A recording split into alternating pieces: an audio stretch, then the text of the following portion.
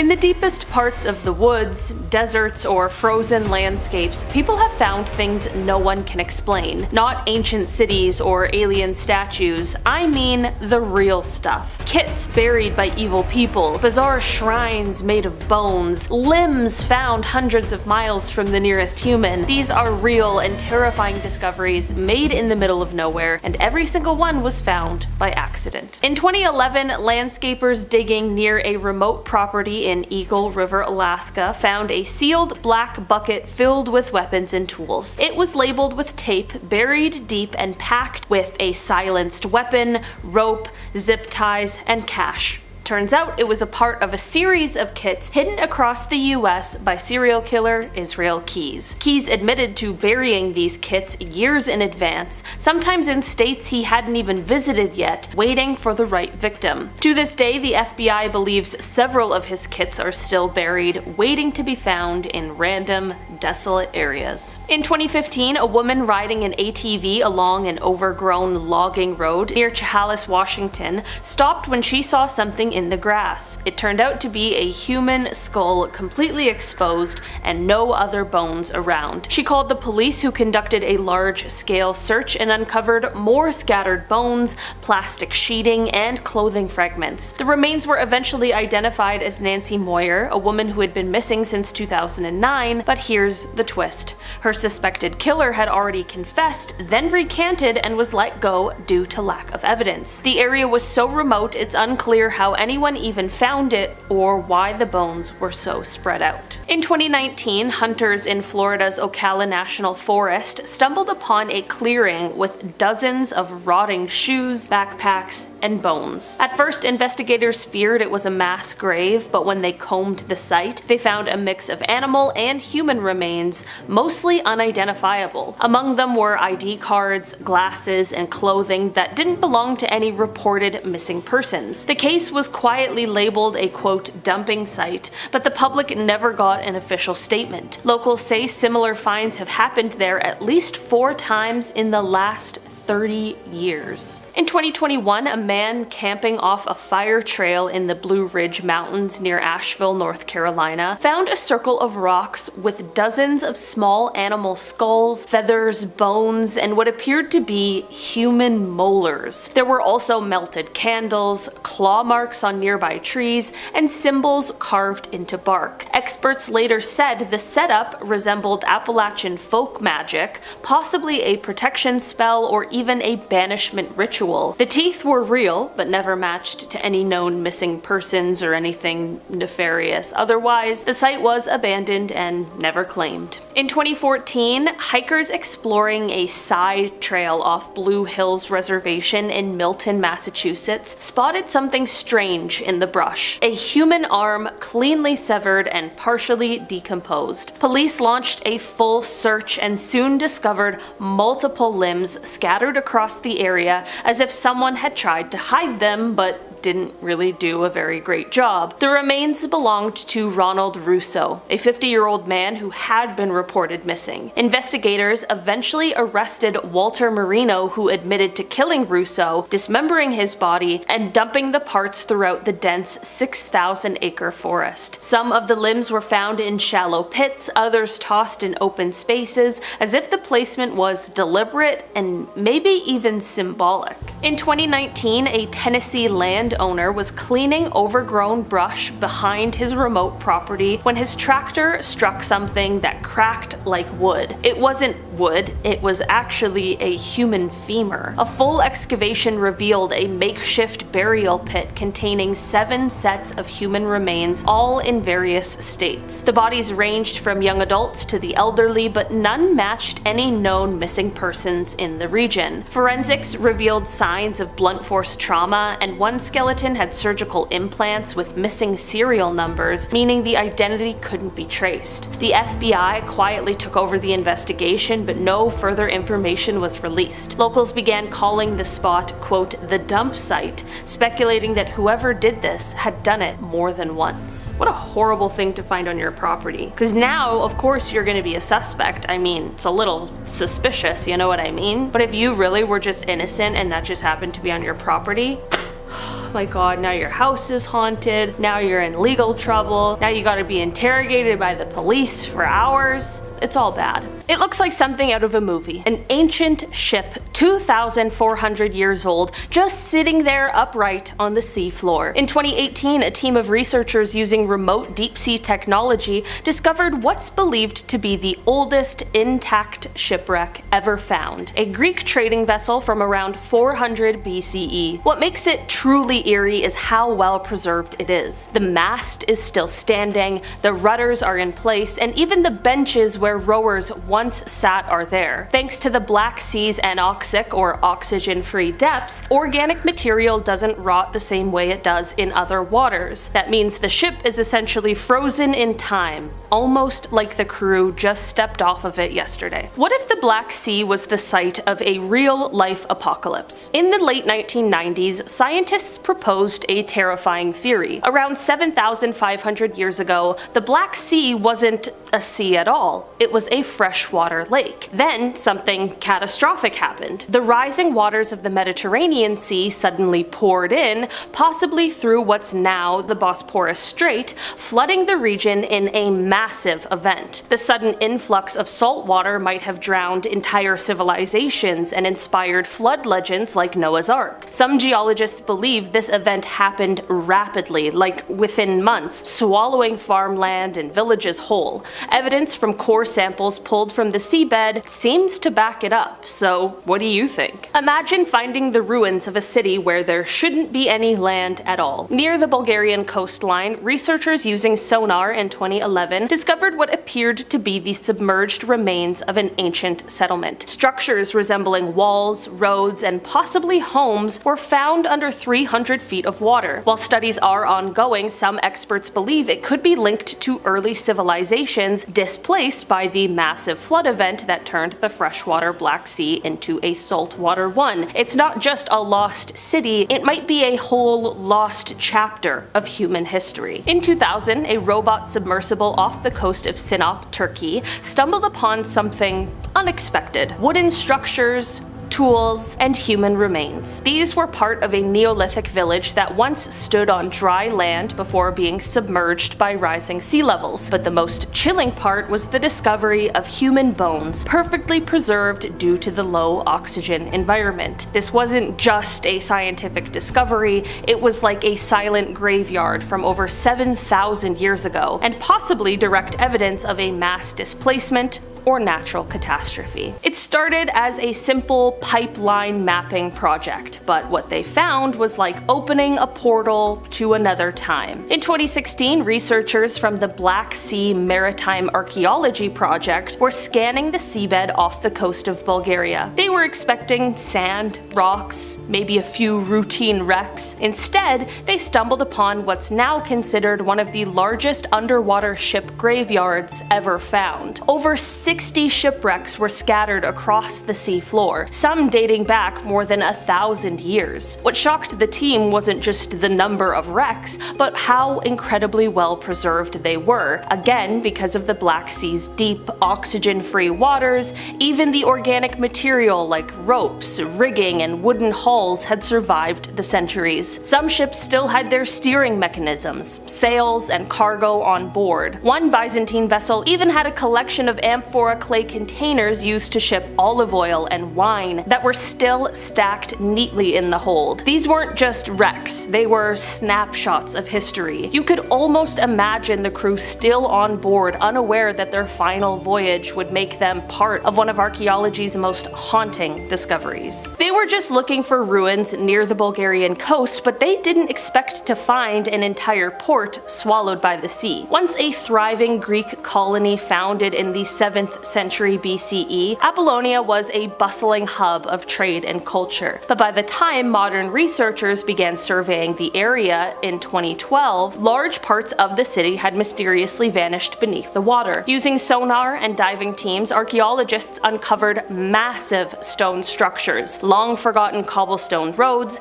and remnants of what appeared to be ancient docks and storehouses. What made the discovery even more unsettling was the state of preservation. These ruins ruins didn't look like they'd slowly eroded, they looked like they'd been suddenly engulfed. Geologists believe a combination of earthquakes, rising sea levels, and violent tsunamis might have triggered a rapid collapse of the coastal area. One moment, Apollonia was a thriving trade city, and the next it was gone, frozen beneath the waves, its buildings eerily intact as if the sea had hit pause on time itself. Some even believe more of the city is still waiting to be discovered, buried under layers of sediment further offshore. Between 200 to 400 meters down, where sunlight fades, researchers found bacteria struggling. Not because of lack of food, but because of lack of iron. A study in 2024 in the Pacific found that in the so-called twilight zone, which is about 200 to 1,000 meters, iron concentrations were extremely low. Bacteria there secrete molecules to grab iron, even though light is absent. This overturns assumptions that microbial life in that zone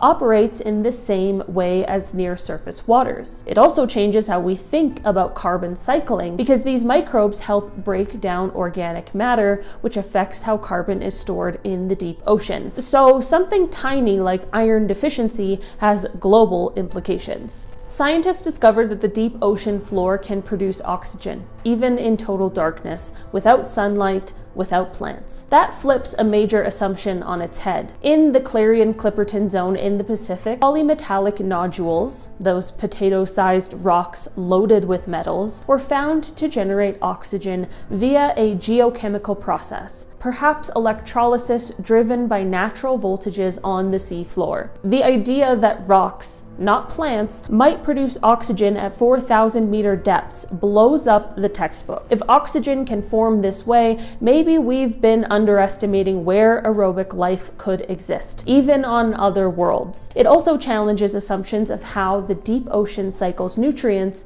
and supports life. Under 200 meters of ice, scientists found what looks like a city of fish nests. In the Weddell Sea off Antarctica, beneath an ice shelf that has long hidden the sea floor, researchers discovered more than 1,000 circular nests of the fish species yellowfin nodi. These weren't scattered randomly. They were arranged in sweeping curves and clusters, like neighborhoods on the sea floor. The nests were cleared of detritus and organized, suggesting the fish built them intentionally for the protection of eggs and community benefit. We assumed these parts of the Antarctic sea floor were barren or simple. Instead, we find complex, organized animal behavior in one of the harshest climates on the planet. It definitely strengthens the case to protect these regions. Bigger than a blue whale and visible from space, a massive coral colony that had been quietly growing for centuries was finally brought to light. In late 2024, scientists from National Geographic Pristine Seas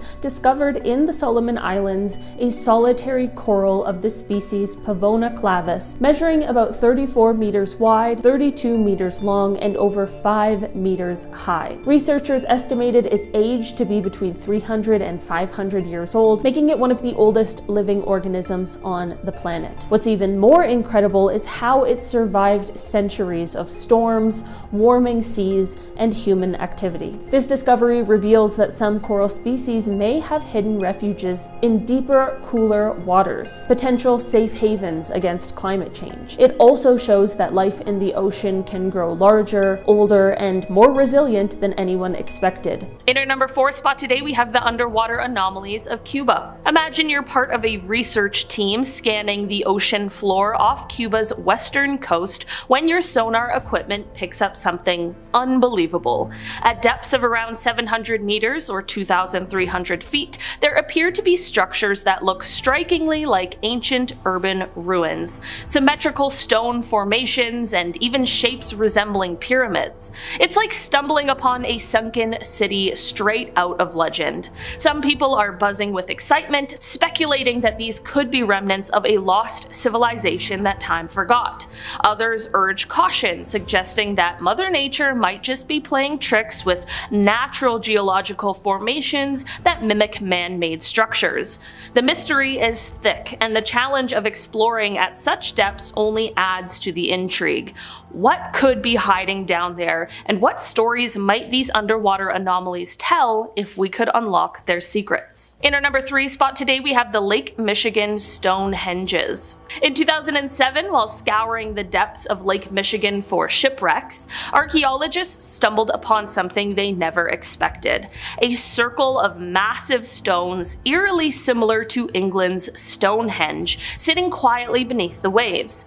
One stone even seems to have carvings that look like a mastodon, hinting that this site could be over 10,000 years old. It's a discovery that flips the script on what we thought we knew about ancient peoples in North America. Who built this underwater stone circle, and why did they go to such lengths? Was it a ceremonial site, an ancient calendar, or something entirely different? The fact that it's submerged adds another layer of mystery. Was it always underwater, or did rising water levels swallow it up over millennia? Researchers are still diving into these questions, no pun intended, but one thing is for sure: the Lake Michigan Stonehenges have turned a lot of heads and sparked imaginations about the hidden chapters of human history lurking just beneath the surface. In our number 2 spot today, we have the vitrified forts along Scottish rivers. Imagine hiking through the misty Scottish Highlands and stumbling upon ancient hill forts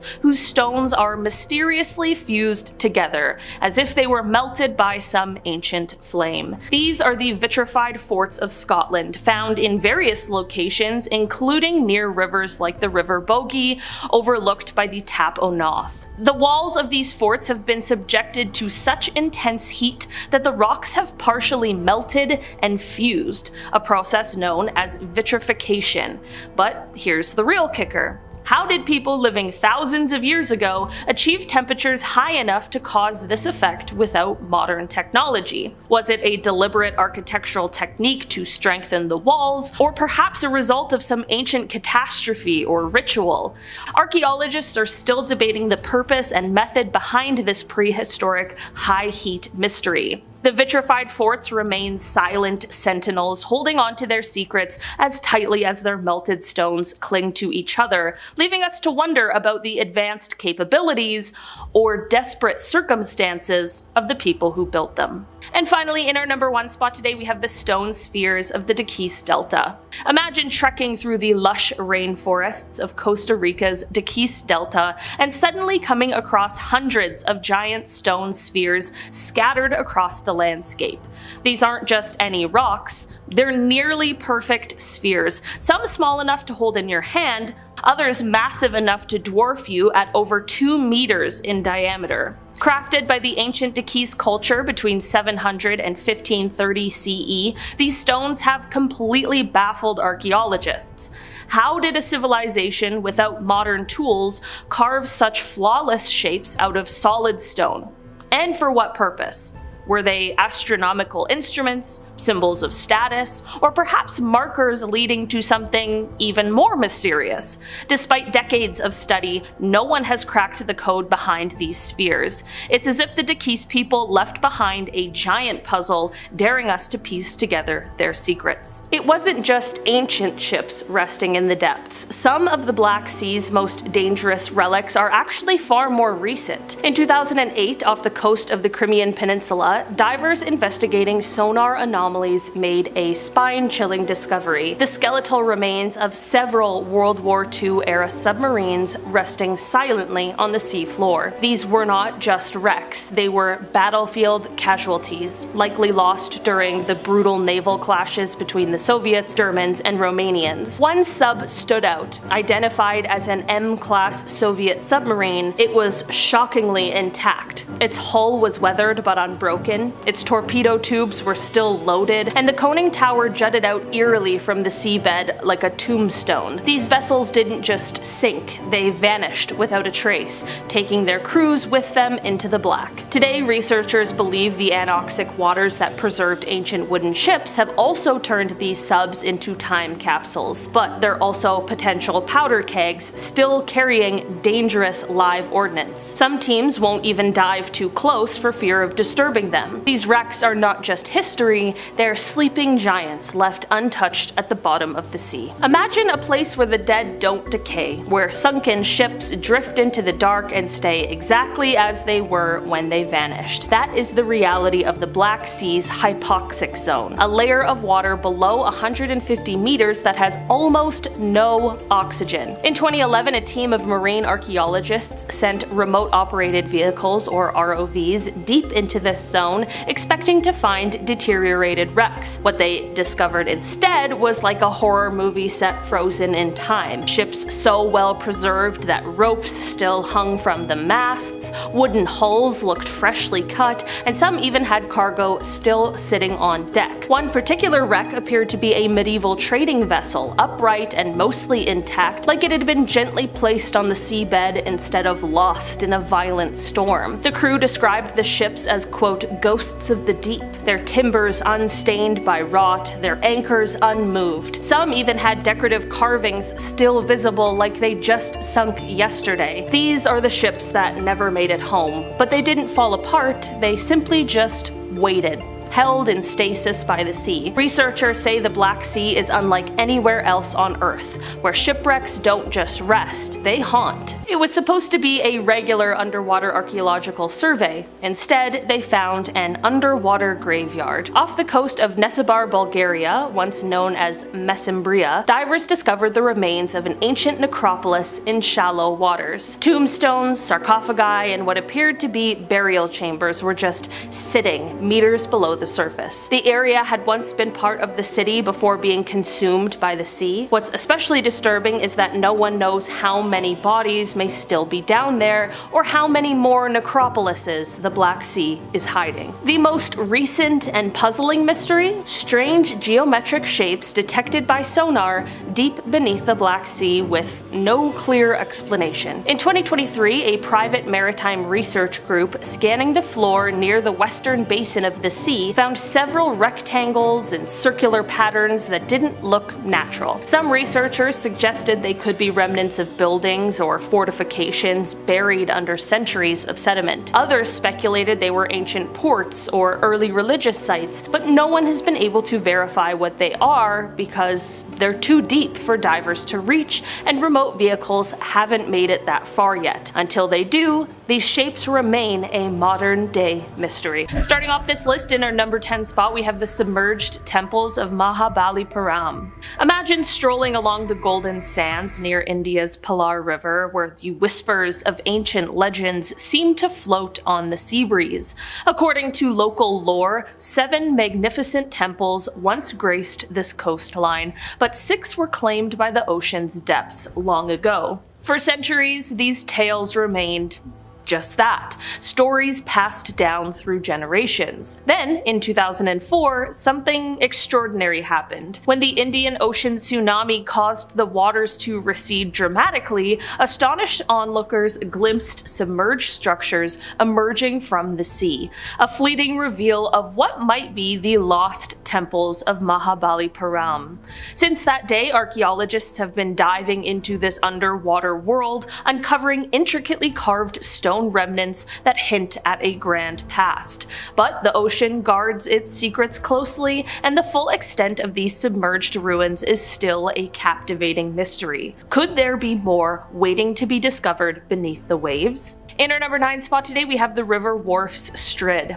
At first glance, the Strid on England's River Wharf looks like a charming narrow stream, hardly something to be wary of. But beneath its serene surface lies a deadly secret. This innocent-looking stretch is where the river dramatically constricts from a broad, shallow flow into a deep, tight channel. The water's speed increases, creating powerful undercurrents and hidden caverns that have swallowed countless victims over the years. What's chilling is that those who fall in are rarely seen again, and the exact nature of the underwater hazards remains a mystery because it's too dangerous to explore. How can something so peaceful looking be so perilous. This strid serves as a haunting reminder that appearances can be deceiving and that nature often guards its secrets well beneath the surface. In our number 8 spot today, we have the giant catfish of Mekong. Imagine cruising along the majestic Mekong River in Southeast Asia when suddenly you realize that beneath the calm surface swims a creature straight out of legend.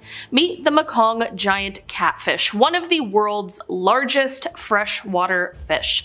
This colossal catfish can grow up to 3 meters long, that's about 10 feet, and it weighs as much as 300 kilograms or 660 pounds. But here's the catch. Despite its enormous size, we know surprisingly little about it. Scientists are baffled by its mysterious behavior, obscure breeding habits, and the secret behind its extraordinary growth. Is it something unique in the river's ecosystem, a genetic quirk, with overfishing and habitat loss pushing this gentle giant toward the brink of extinction? Unlocking its secrets has never been more urgent. So we're back at the Mekong River. Picture yourself in Thailand during a warm October evening, surrounded by the buzz of thousands of spectators. Suddenly, glowing orbs of light, known as the Naga fireballs, begin to rise silently from the water's surface, floating up into the night sky before disappearing.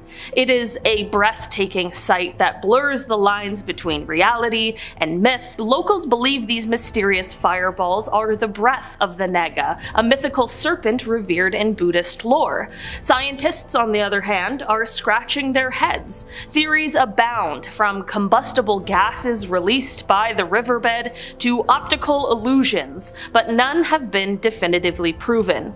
Is it a natural phenomenon we don't yet fully understand, or is there a touch of magic in the air? Whatever the cause, witnessing the Naga fireballs is an unforgettable experience that leaves you pondering the mysteries our world still holds. In our number 6 spot today, we have the submerged ruins of Lion City.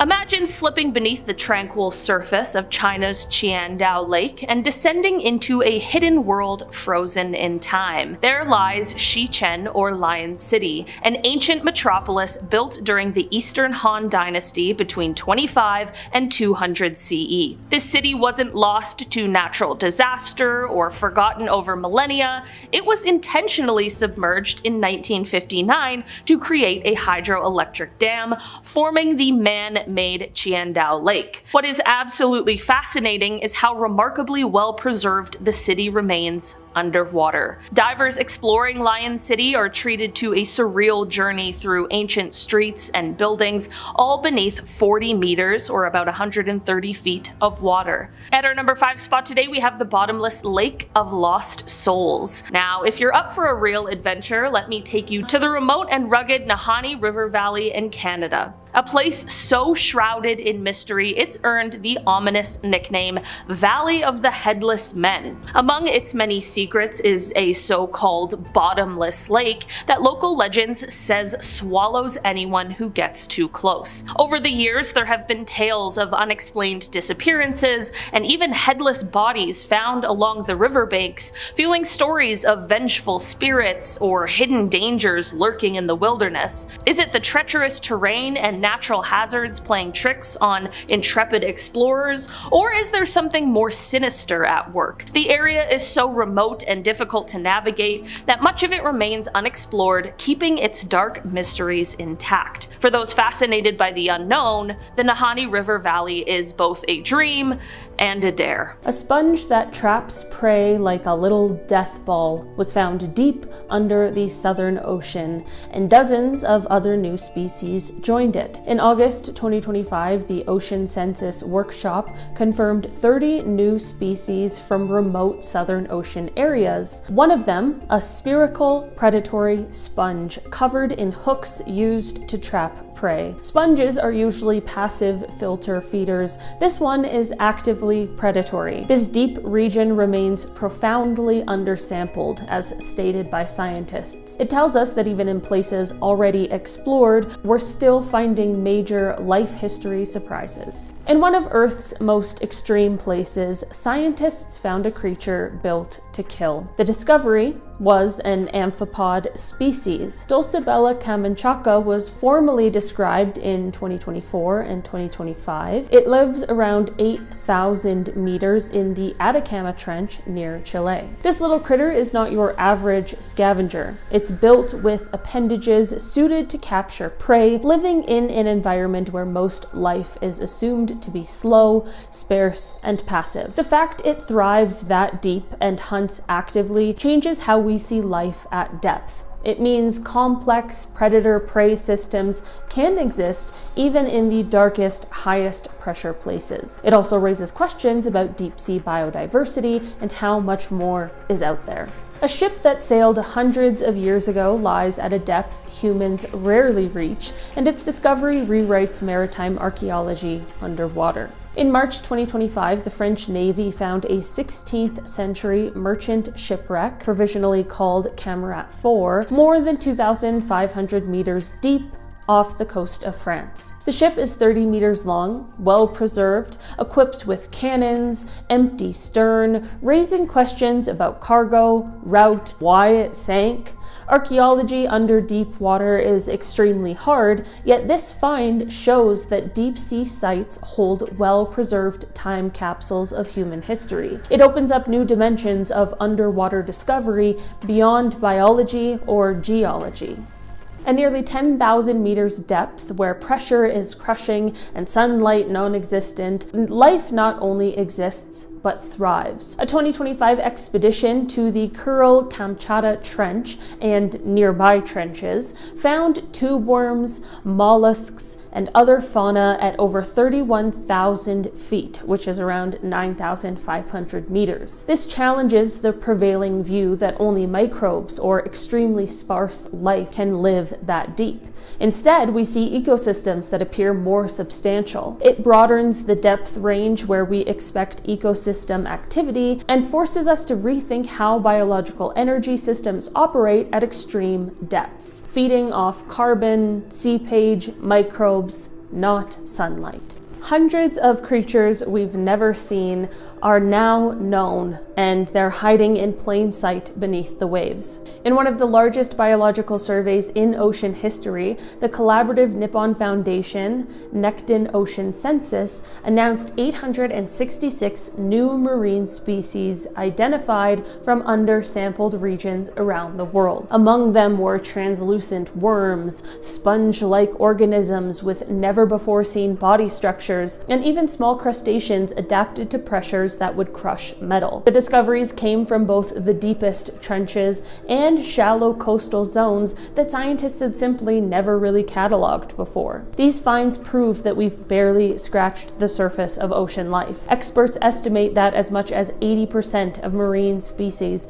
remain undiscovered, meaning that every new expedition could rewrite what we think we know about biodiversity on Earth. What if an ancient advanced civilization existed before recorded history? Imagine a world where humans built incredible structures and possessed sophisticated knowledge long before our modern civilizations came about. Graham Hancock's early work, especially popularized in his book Fingerprints of the Gods, proposes that a lost civilization once flourished thousands of years ago, suggesting that remnants of their society are hidden in ancient myths from cultures around the world, hinting at a time when humanity was more in tune with astronomical events and natural cycles. Hancock digs into the possibility that a global cataclysm wiped out this civilization, leaving behind scattered clues like intricate symbols and unexplained alignments in ancient sites that are all urging us to reconsider our linear timeline of history. Could the pyramids be the blueprint of ancient genius? Have you ever looked at the pyramids and wondered if their design hides secrets beyond tombs and pharaohs? Hancock's investigations into Egypt's Great Pyramids suggest that these colossal structures might have mathematical and astronomical knowledge inherited from an older wisdom. He notes the precise orientation of the pyramids, aligned almost perfectly with the cardinal directions, and the uncanny precision in the measurement ratios that some claim are not just coincidences. According to Hancock, the sophistication seen in the Giza complex might be a coded reminder of lost technological intelligence and a shared symbolic language among ancient peoples. While mainstream experts interpret these features through the lens of traditional Egyptian culture, Hancock's perspective forces us to ask if there was once a universal blueprint that connected different civilizations across millennia. Have you ever questioned whether the Great Sphinx is as young as history claims? Hancock has long been fascinated by the weathering patterns on the Sphinx's body, suggesting they could point to an age far older than mainstream Egyptologists propose. By analyzing the erosion patterns, especially those that seem to result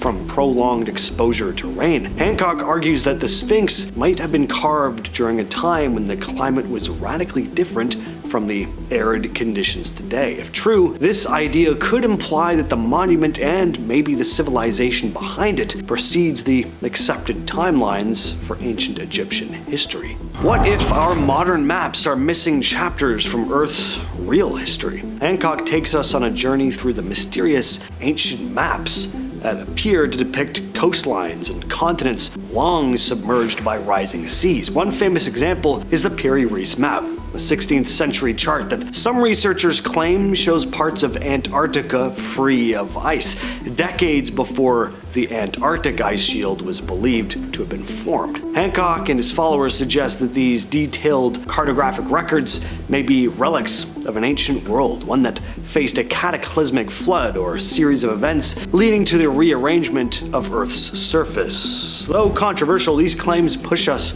to reconsider origins of early cartography and the possibility that ancient mariners might have had access to lost geographic knowledge. Have you ever been struck by how ancient monuments seem perfectly attuned to celestial events? Hancock's research into megalithic sites across the globe, from Europe to the Americas, reveals that many of these structures align with stuff like solstices, equinoxes, and other astronomical markers. Take Stonehenge, for instance. Its positioning isn't random, but appears meticulously calculated to harness the rising and setting of the sun. Hancock proposes that such precise alignments could indicate a shared astronomical understanding among ancient peoples. In 2020, a group of off-grid campers stumbled across a half-buried deep freeze in a dried-out wash of a desert in Arizona. It had been chained shut with 2 heavy padlocks and was covered in sand and sun-scorched branches. When they broke it open, they found dozens of plastic-wrapped animal carcasses, cats, rabbits, birds, each curled up into a sleep-like position. There were also jars filled with what appeared to be human hair, burned book pages, and a child's nightgown carefully folded and sealed in plastic. The Arizona Department of Public Safety took the freezer in for examination and confirmed the contents, but never shared a follow-up. Rumors quickly spread that it was evidence of a desert cult or an occult ritual site, but officially the case just went quiet. In 2017, urban explorers ventured into a long-abandoned limestone mine outside of St. Louis, Missouri, and found far more than old rocks and graffiti. Deep in the tunnels, they stumbled on a side chamber littered with scattered bones, some clearly animal, but a few looking disturbingly human. Even worse, there were Polaroid photos lying near a burnt-out fire pit. Some were warped and too decayed to see, but others showed people either unconscious or restrained, lying in what appeared to be the same tunnel system. Authorities were called, and within 2 days the entire mine was sealed off. No names were ever released, no charges were filed, and locals say they still see unmarked trucks parked near the old mine entrances at night. In 2022, a hunter in a national forest in Oregon came across a half-rotten tarp covering a backpack near a stream bed. Inside were zip ties, gloves, a roll of duct tape, candy bars, and a notebook with pages titled Plan A and Plan B. The plans outlined step-by-step instructions on how to stalk,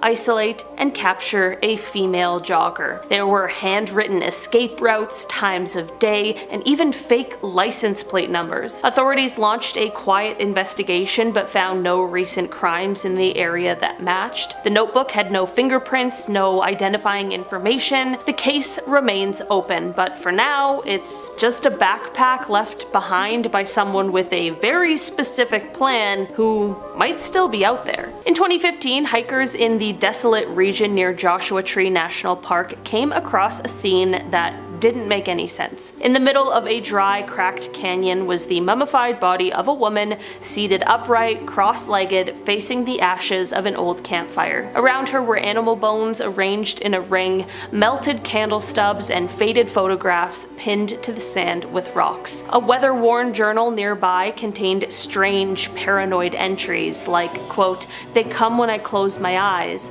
and, quote, "I can feel them again. I'll stay here until they leave." The woman had no obvious injuries. Officials ruled it self-inflicted isolation, but her identity was never released and no one ever claimed her. Some believe she went out to perform a ritual, others think that she was hiding from something that she believed was real and was just waiting for it to stop watching her. Ooh, that kind of gave me shivers there at the end. A little creepy. First up today, we have the forest fires. The Chernobyl exclusion zone has witnessed several forest fires over the years, which have raised significant environmental and health concerns. These fires are particularly problematic because they can remobilize radioactive elements like cesium-137, strontium-90, and plutonium, which were deposited in the area following the Chernobyl nuclear disaster. When the vegetation in the exclusion zone, contaminated by these radioactive particles, burns, the smoke and ash can carry these particles over long distances, potentially spreading radiation beyond the immediate area of the fire. This phenomenon poses a considerable challenge for both environmental management and for public health. From an ecological standpoint, the redistribution of radioactive materials can affect a wide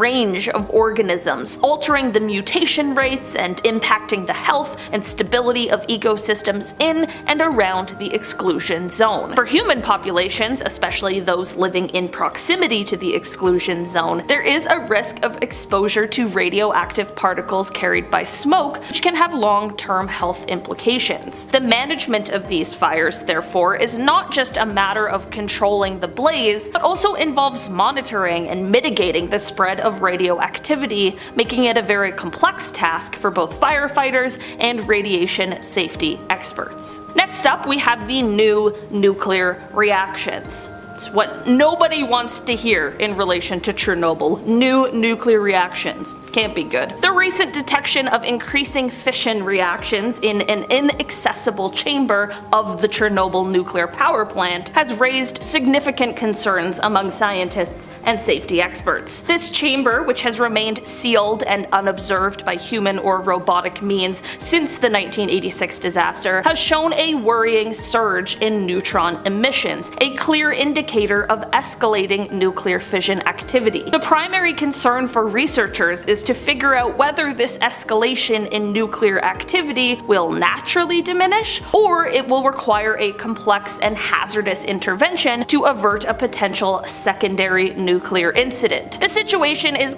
kind of similar to smoldering embers in a barbecue pit, a metaphor illustrating that while it doesn't pose an immediate explosive threat, it is an active problem that definitely requires ongoing supervision. The implications of this development are terrifying, as it highlights the long-term complexities and unpredictable nature of nuclear disaster aftermaths. This just goes to show how the aftermath of the Chernobyl disaster continues to teach us and captivate us even decades later. Speaking of how Chernobyl continues to teach us more about the effects of nuclear disaster and radioactivity, next up on our list we have the radiation research. Ongoing research in the Chernobyl exclusion zone has significantly advanced our understanding of radiation's long-term ecological and biological impacts. Scientists have been studying the mutation rates in various species of flora and fauna within the zone, providing data on how radiation affects living organisms at the genetic level. These mutations, ranging from subtle genetic changes to visible deformities, offers insight insight into the mechanisms of radiation-induced damage. Researchers are also exploring how these genetic changes might affect population dynamics, species interactions, and overall ecosystem health. The area has become a unique natural laboratory for studying the ecological impacts of radiation, allowing scientists to observe the recovery processes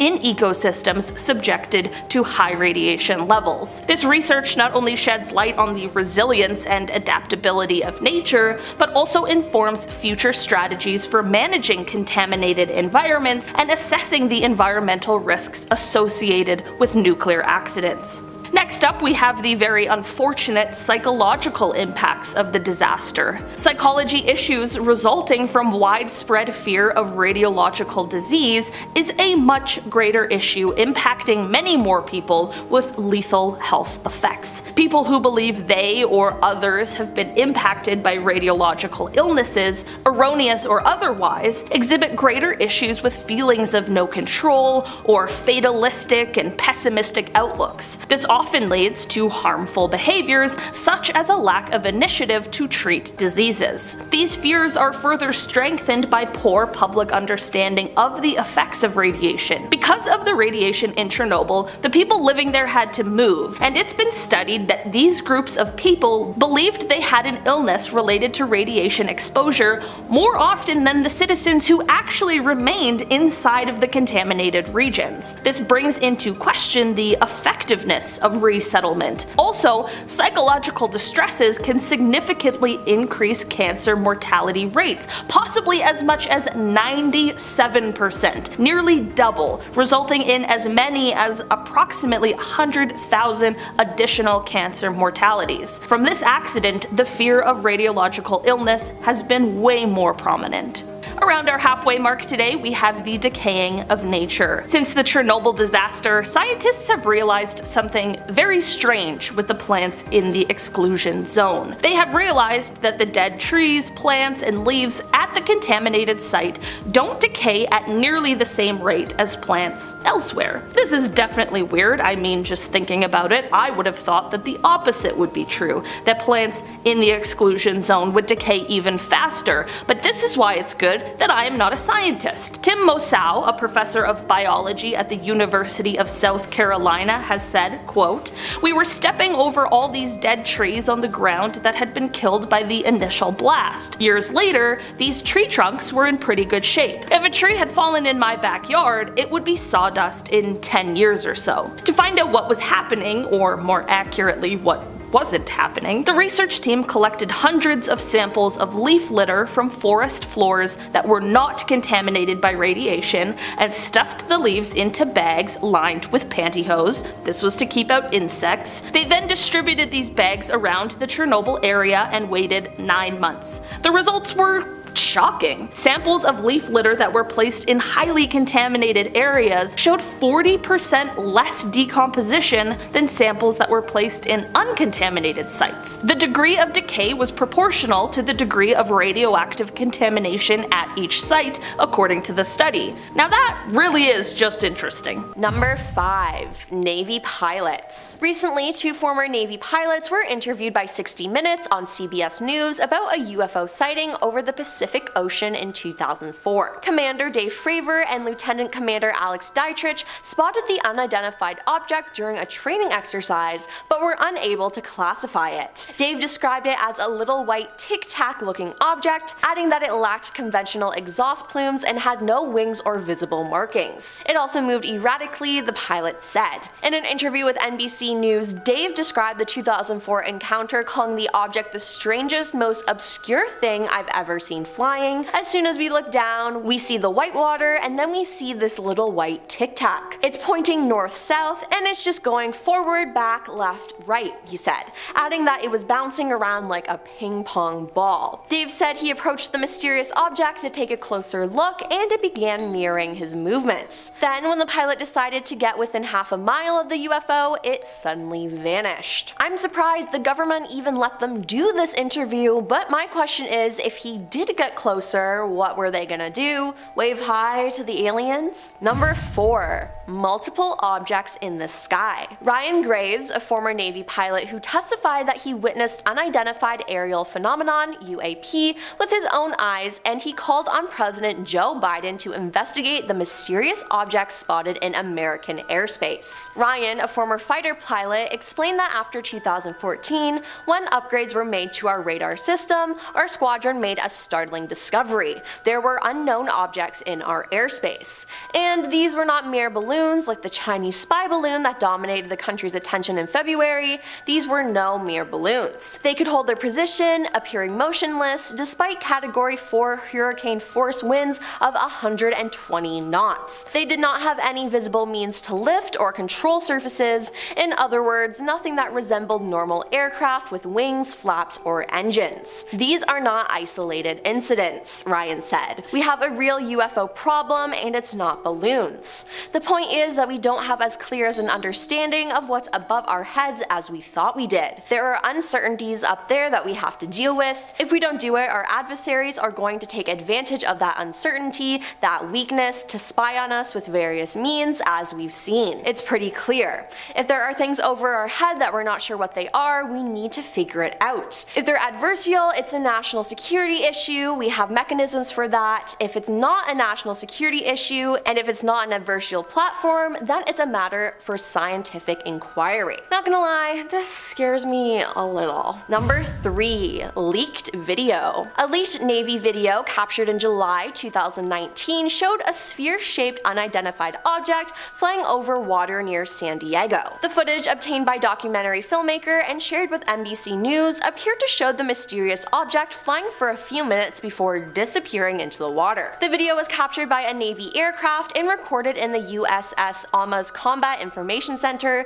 according to filmmaker Jeremy Corbell. The clip appeared to show a spherical object flying above the water for a few minutes near San Diego before it just vanishes. It splashed, military personnel can be heard saying in the video. The Defense Department confirmed that the clip was recorded by Navy personnel and said that it will be reviewed by the Pentagon's Unidentified Aerial Phenomena Task Force, a panel established last year to gain insight into the nature and origins of such objects. Number 2. You saw something you shouldn't. In 2008, a large aircraft hovered above Stevensville, Texas. Many people in the community saw it, and according to the Mutual UFO Network, a pilot named Steve Allen reported that the unusual aircraft was flying at an estimated 3,000 miles per hour and was being chased by fighter jets. Then a man named Rick Sorrell said he saw the same thing while hunting. Later, Rick said a strange man knocked on his door and said, "Son, we have the same caliber weapons you have, but we have more of them.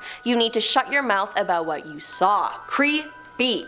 Was this the Men in Black, people from their government, or real aliens? Who knows, but if that happened to me, I think I'd move out of state. And coming in at number 1 is the Pentagon. The Pentagon's new Office for Investigating Potential UFO Sightings received hundreds of news reports in 2022, and while it can explain more than half of these events, a sizable chunk remains a mystery. Within the new batch of sightings, the All-Domain Anomaly Resolution Office and the Office of Director of National Intelligence say they're focusing on some 171 cases, including some in which objects appear to have demonstrated unusual flight characteristics or performance capabilities and require further analysis. Since it was formed last summer, the All-Domain Anomaly Resolution Office has received 366 reports of unidentified aerial phenomena, or UAP. That total reflects 247 new UAP reports and another 119 that occurred between March 2021 but hadn't been included in an earlier report.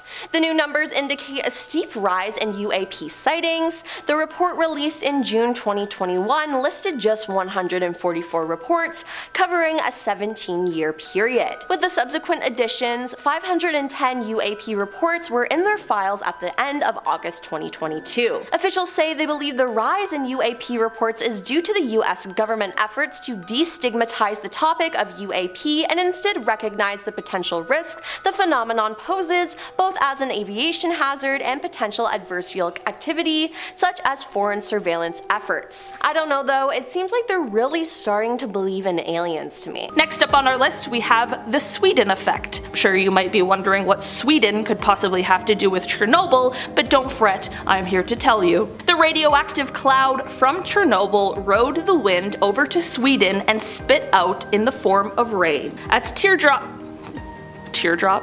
Somebody's really crying. As raindrops landed, so did radiation, especially in parts of north and central Sweden. Keeping food from getting contaminated was an issue in some places. Northern Sweden absorbed a whole 5% of the radioactive cesium-137 that Chernobyl released into the air. Atoms of it wound up in the lichen that reindeer graze on. That same year, after the farmers' meat harvesting season, it was discovered that almost 80% of the Swedish reindeer meat was too contaminated for sale. 80%! That's so much! Reindeer farmers had to change their practices, harvesting their meat earlier in the year before the animals had a chance to eat the contaminated moss. Because of this contamination, the Swedish authorities actually ended up raising the limit for permissible radiation in game, freshwater fish, wild berries, and mushrooms, based on their view that these foods made up only a little bit of the Swedish diet. Even to this day, a small portion of reindeer can't be sold because they have too much of the radioactive element. Moving on down our list, we have the new safe confinement, also known as the NSC. This structure at Chernobyl represents a monumental advancement in nuclear containment technology. This massive structure, completed and put into place in 2016, was designed to address the critical need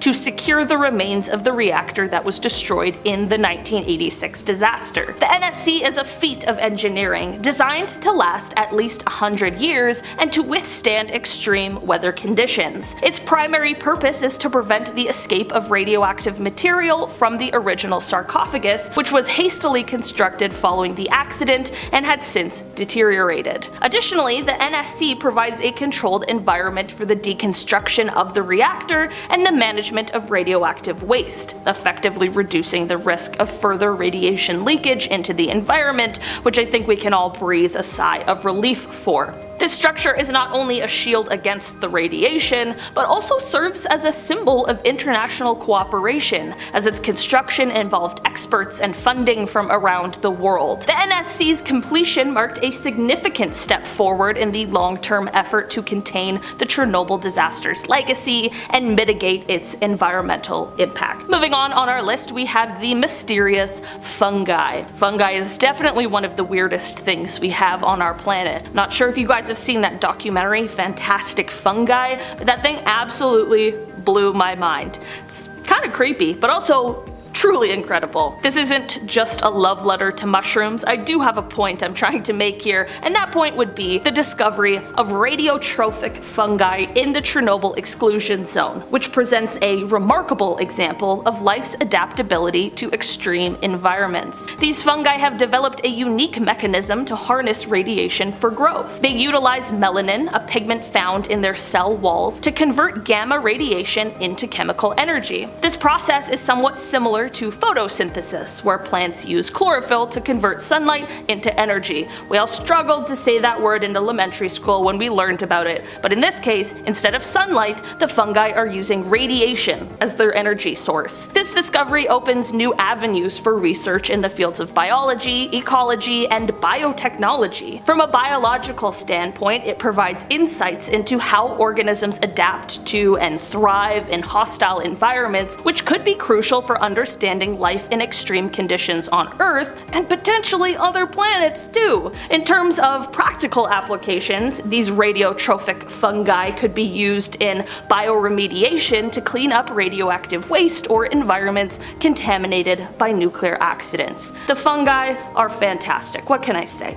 Next up on our list, we have the government cover-up theory. What's a good list without a little government conspiracy, you know what I mean? After the release of the incredible HBO show Chernobyl, which if you haven't seen it, it is a must-watch. I'm looking at you, Taylor. Truly, such a good show, very unsettling. After the show's release, the Russian government released a statement saying that the show was actually anti-Soviet Union propaganda and that they would be releasing their own Chernobyl show, which would detail how the CIA was actually the cause for the original nuclear disaster. Rumor has it that the CIA sabotaged something which caused the reactor to melt down, and the whole thing was actually America's fault. I have no way of either proving or disproving this theory or legend, but I think it's probably safe to say that someone here isn't telling the truth.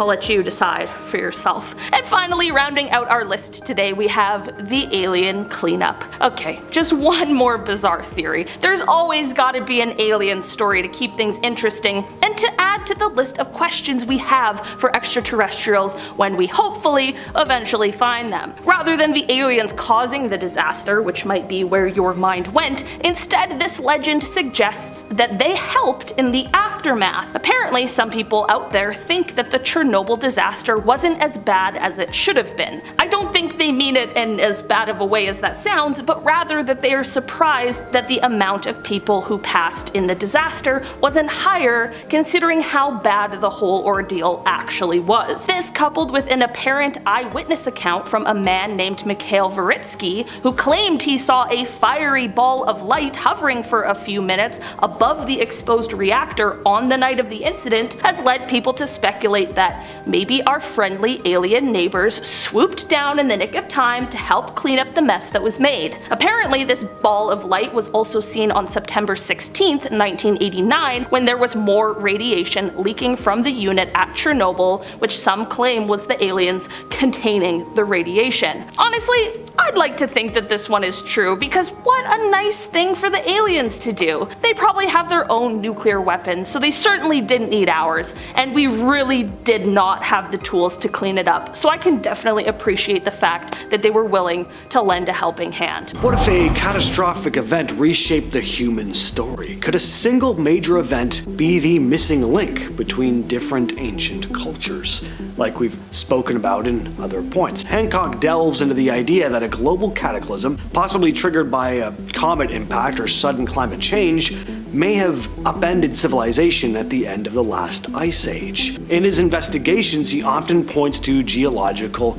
and archaeological evidence suggesting that a massive, rapid change in Earth's climate could explain sudden shifts in human settlements and the abrupt disappearance of long-established cultures. The theory of the Younger Dryas impact, for example, has found some footing among researchers, lending weight to the possibility that such a disastrous event could have reset our historical timeline. Although this theory remains hotly debated, Hancock's work compels us to wonder how resilient human societies really are, and whether a single night's event might erase centuries of progress in a flash. Could submerged ruins hold the keys to a forgotten past? What if the ruins hidden beneath our oceans are relics of an ancient civilization lost to time? Hancock's fascination with submerged structures takes us beneath the waves, where rising sea levels might have drowned cities and mountains that once thrived on dry land. Sites like the underwater formations off the coast of different regions sparking debates among researchers about whether they're natural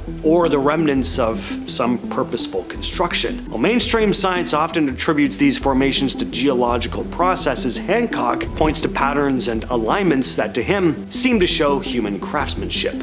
Exploring these underwater landscapes opens up a possibility that the modern map of human history could be missing entire chapters that have been hidden underwater. What about ancient myths? Are they the echoes of real events? Hancock sees ancient myths not as fanciful stories, but as coded record of actual events. Accounts of natural disasters, astronomical phenomenon, encounters with the divine. For example, flood myths from cultures as diverse as those in Mesopotamia, Mesoamerica, and even distant indigenous tribes share these startling similarities. Hancock's interpretation seems to suggest that these narratives might be collective memories of a once larger, interconnected human experience. The memory of this global catastrophe that reshaped the world. Critics, of course, argue that these myths are just allegorical, The consistency and recurring details across cultures lend a weight of mystery, though. Such tales could be seen as early attempts to document extraordinary events, blurring the lines between myth and historical record. Göbekli Tepe, perched on the Turkish highlands, isn't your typical archaeological site. It's a sprawling sanctuary that challenges everything we believe about early human civilization. Dating to nearly 12,000 years ago, this ancient complex was constructed by groups of hunter-gatherers who seemingly possessed an advanced knowledge far beyond what we'd expect from societies that had yet to embrace agriculture. Hancock's perspective pushes us to see Göbekli Tepe not merely as a religious retreat, but as a repository of forgotten wisdom. The intricate carvings of wild animals and abstract symbols etched on massive T-shaped pillars might hint at a deep connection to astronomical events, meaning that these ancient builders observed the cosmos with remarkable precision, rather than fitting neatly into the conventional narrative of human progress. Göbekli Tepe raises questions.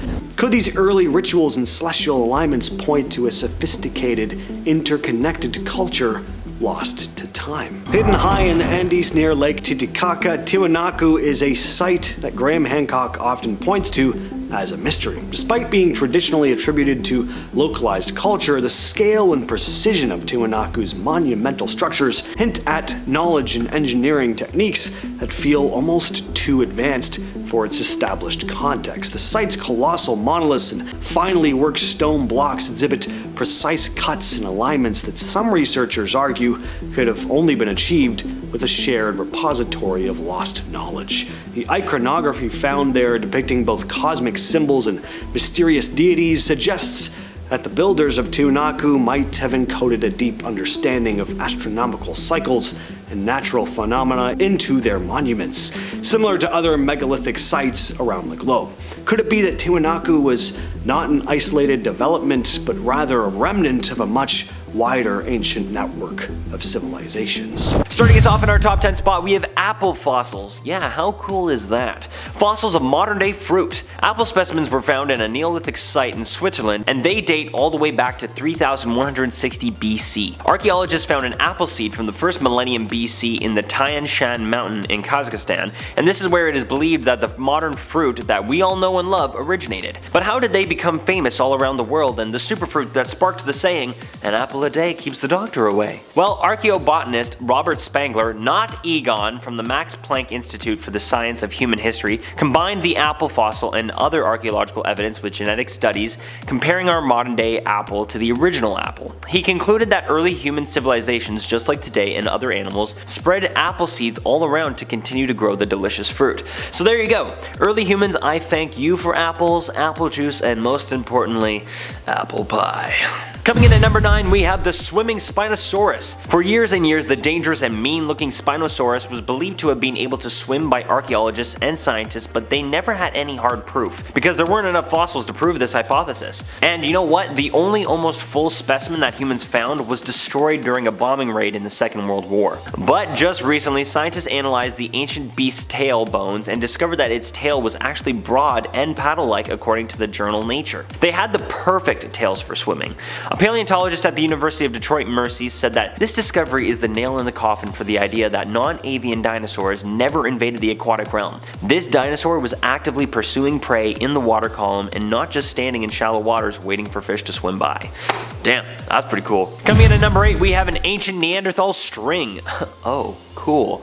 Back in December of 2020, scientists discovered the oldest known direct evidence of fiber technology using natural fibers to create yarn. This might not seem like a crazy huge discovery, but it's actually pretty big. Discoveries like these help us understand just how high the cognitive abilities were of the Neanderthals and what their abilities were during the Neo-Paleolithic age. Bruce Hardy and colleagues discovered the string in Abri-du-Maras, France, and date it back to 41,000 to 52,000 years ago. It was only 6 millimeters long and consisted of 3 bundles of fiber that most likely consisted from the inner bark of non-flowering trees, such as conifer. It would have taken great understanding of not only the use of these fabrics, but also the growing patterns of these trees that they would source the materials from. They also believe that these Neanderthals needed to have a decent understanding of mathematical concepts and basic numeracy skills to create bundles of fibers. So Neanderthals may have been smarter than what we have been giving them credit for, so I'm sorry guys. Coming in at our number 7 spot, we have migrating duck dinosaurs. Say what? The dinosaur called Asnabia odysseus was recently found in an area of the world where it should not have been. Not the actual dinosaur though, just a fossil.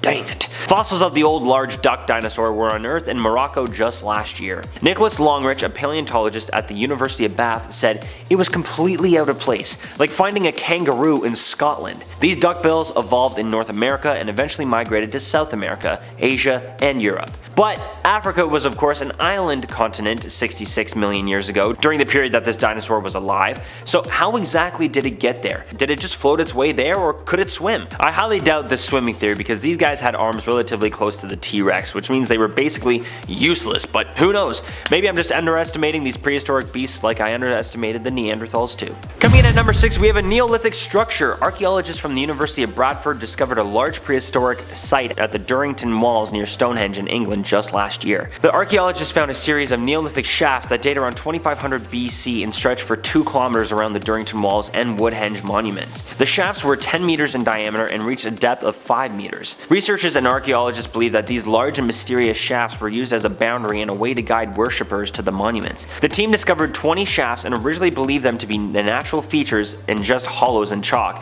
but thanks to a large geophysical study, the pattern was determined over the large landscape and researchers were able to connect the dots. Stonehenge has been a site of many explorations for years and years, with much of its purpose and history still up for debate. So anything that helps bring more information to this ancient site is always welcome to me. Which brings me to number 5, the search for signs of life continues as scientists discover a substance produced by anaerobic microbes on Earth in Venus's atmosphere. Phosphine is often produced by volcanoes or lightning strikes, but with the amount they found in the atmosphere, it had to be made by something else.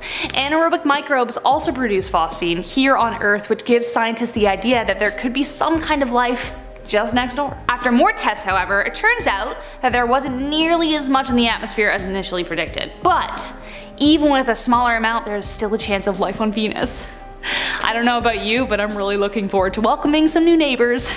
But Venus may not be the only place to find life or even to home. Coming in at number 4, the exciting new discovery of water on Ceres, the largest dwarf planet located on the asteroid belt between Mars and Jupiter. Of course, scientists don't think that Earth can be our home forever, so we're always looking for new real estate, and we may have found one. In August 2020, NASA's Dawn orbiter captured images of water seeping onto the surface of Ceres. The search for a habitable planet with water is crucial when seeking out a potential new home, so of course this got scientists super excited. It's speculated that the water comes from a saltwater reservoir located 25 miles beneath Ceres' Ocator crater. It could be hundreds of miles wide, and some scientists even speculate a reservoir the size of an ocean. Should the call arise, are you ready to pack your bags and go where few have gone before? But coming back down to our beautiful home we call Earth, we've got number 3 coming in very, very hot. We are getting closer and closer to number 1, and if you're enjoying these crazy universal finds, go ahead and click the like button and subscribe for more mysteries. This one really gets me excited, because according to a study published on January 28, 2020, we have now found the oldest recorded material on Earth to date. Scientists analyzed fragments of meteors in Australia that apparently contain stardust from 5 to 7 billion years ago. That's older than the oldest rock formations on the planet, which date to around 4.4 billion years. Why is this so exciting? Well, I'll tell you. The evidence found within these materials support a theory that the majority of the stars formed in an explosion over 7 billion years ago instead of gradually over time. It always blows my mind to think that life just exploded into existence. I mean, come on, how cool is that? So we've talked about potential new life on Venus and water on Ceres, but what about actual aliens? Are they out there? and better yet, already here? Well, among some of the weird crazy things that happened in 2020, someone may have let it spill that aliens do exist and they have been trying to contact us. Former Israeli space security chief says that aliens exist and that ex-President Trump knows about it. The former head of Israeli Defense Ministry's Space Directorate claimed that the unidentified flying objects have asked not to publish that they are here, but humanity is not ready yet. He also claims that the extraterrestrials are curious and want to understand the fabric of the universe. Ashed then goes on to say that President Trump was aware and was going to tell the world before being persuaded to keep the news to himself in order to prevent hysteria. I mean, like we didn't have enough to deal with in 2020. He also continues to say that there is an underground base in Mars which includes both American and alien representatives. This story sounds super insane and definitely too good to be true. So is it? Who knows? I guess we will find out for sure when the time is right. And last but not least, we have to end at number 1 on one of the biggest and creepiest mysteries of the universe that still have scientists baffled. Landing on number 1, let's talk about dark energy. The universe is said to be made from 5% actual matter and 25% dark matter. So what's the extra 70%? At the rate the universe is expanding, scientists think that the rest of the universe is a substance called dark energy. That sounds like a supervillain, a force with enough power to tear the universe apart. While dark matter tries to tie particles together, dark energy does the exact opposite.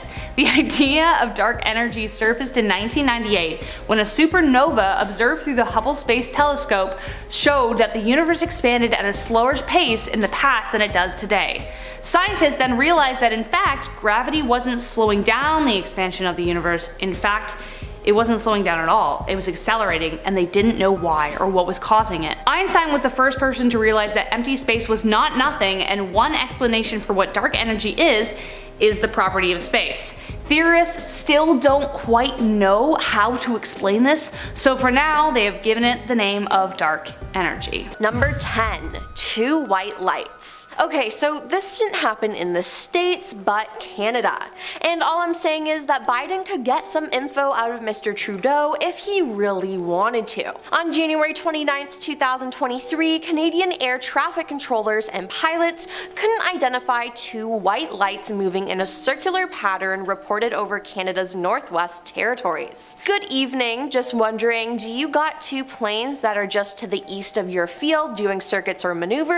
A crew member aboard the Canadian North flight headed to Yellowknife asked their traffic controllers. Negative, I have no reported traffic in the area, the Yellowknife air traffic controller replied. Do you have a visual on something? The crew responded somewhat hesitantly, yeah, we're looking at 2 lights dancing around here to the east of your field. They're above us, about I don't know what. We're not seeing them on TCAS, Traffic Collision Avoidance System, but we can see the lights moving around. Then there's a pause before the crew member radios back to say, we're not crazy. No, we believe you, the air traffic controller replies, and the sighting remains unexplained. I need answers, people. Why are there just 2 random lights in the sky? Number 9. Over New Mexico. On February 21st, 2021, a pilot flying over New Mexico at an altitude of 37,000 feet reported seeing a long cylindrical object that almost looked like a cruise missile type of thing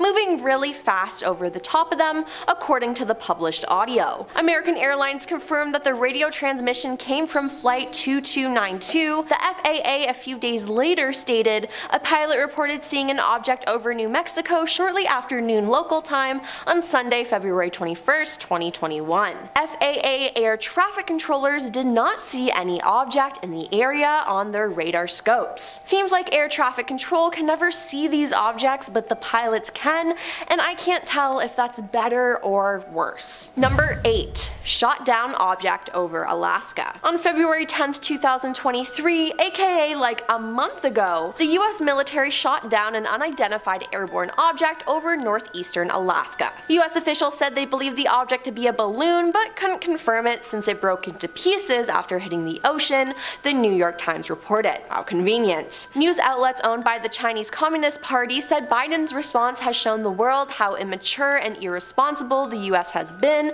in dealing with this case. Oof, even other people are criticizing him. Number 7. shot down object over Lake Huron. On February 12, 2023, just 2 days later, a US F-16 jet shot down an unidentified object over Lake Huron. An octagonal object with strings hanging from it was detected over northern Montana, Wisconsin, and the upper peninsula of Michigan at 20,000 feet. This was believed to be the same object tracked over Montana and monitored by the government the night before. Melissa Dalton, Assistant Defense Secretary of Homeland Defense, and General Glenn Venherk, head of U.S. North Command, say officials could not definitively assess what the objects were, so they acted out of an abundance of caution to protect U.S. security and interest. These most recent objects did not pose a military threat, but their path and proximity to sensitive DoD sites and the altitude that they were flying could be a hazard to civilian aviation and thus raise concerns, Melissa said. Operations are underway with multiple agencies, including the Coast Guard, to gather the object's remains and determine where it came from, they added. And when or if they figure out what it is, I wonder if they'll actually tell us.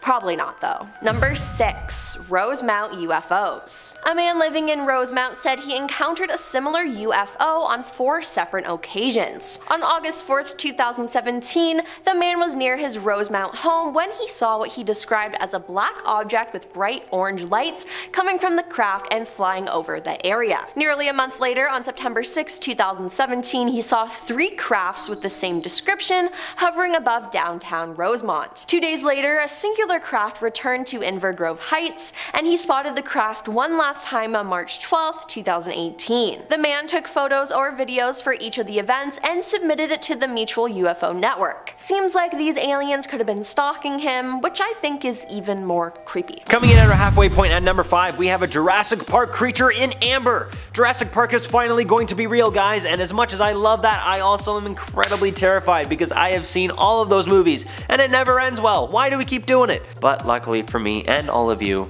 I'm just kidding. But a creature was found in amber just like the mosquito in the movies. A 99 million year old piece of amber from Myanmar was found containing what was believed to be one of the smallest dinosaurs ever. Well, now it's believed to just be a lizard, but a weird one at that. This weird creature is bird-like in appearance and has 100 razor-sharp teeth and weighs just 0.7 ounces. Now, no matter what the creature inside is, this is a wicked cool discovery of a prehistoric animal that might just lead to our very own Jurassic Park. Or maybe not, but never say never. Coming in at our number 4 spot, we have big game female hunters. Most historians and scientists agreed that big game hunters way back in time were all men. But guess what? They might be wrong. A 9,000-year-old female hunter burial ground was found in the Andes Mountains in South America. Other than the female humans, they also found a hunting toolkit with projectile points and animal processing tools. Usually any objects buried with humans at the time would be objects that accompanied the deceased for most of their life. Kinda like super sentimental personal belongings. It was confirmed that the bodies found were indeed female after analyzing the dental protein in the bones that they found. Later throughout North and South America, researchers found 429 individuals from 107 different sites. Out of those individuals, 27 were associated with big game hunting, and out of those 27, 11 were female and 15 were male. So it sounds like things might have been more equal between men and women back in the day. At least way more than what we thought. So when did this sex inequality start? Well, it probably wasn't with the mean big game women hunters, that's for sure. Starting us off in our top 3, at number 3 we have the Reaper of Death, also known as the T-Rex's cousin. And guess what? This beast is Canadian. This dinosaur is 79.5 million years old and is the oldest named Tyrannosaurus on record from North America. It is also the first newly named Tyrannosaur from Canada in the last 50 years. Go us! Jared Voris, a paleontology student at the University of Alberta and lead researcher of the study, said, "It definitely would have been quite the imposing animal, roughly 8 feet tall at the hips. The Reaper had these unique vertical ridges that ran from its eyes to its upper snout, and scientists aren't exactly sure why this dino had these ridges, but if you were its prey, then it was probably one of the last things you ever saw in your life." And you know what? I would really appreciate if this is what Canada became known for instead of its manners, maple syrup, beavers, and how we talk when we're oot in a boot. I mean, we're nasty just like the rest of the world too, okay? Come on. Sorry. Coming in at number 2, we have a giant woolly mammoth discovery. Back in 2020, archaeologists discovered a giant ice age structure built from the remains of at least 60 mammoths at the Kostenki-Borshevo Archaeological Complex. The giant structure was in a circular shape and had a diameter of 12.5 meters and was built around 25,000 years ago. That was at the peak of the ice age. It was also when communities were mostly mobile hunter-gatherers. This makes the monument one of the oldest known mammoth bone structures ever in comparison to the other structures that have been found and that date back to only 22,000 years ago.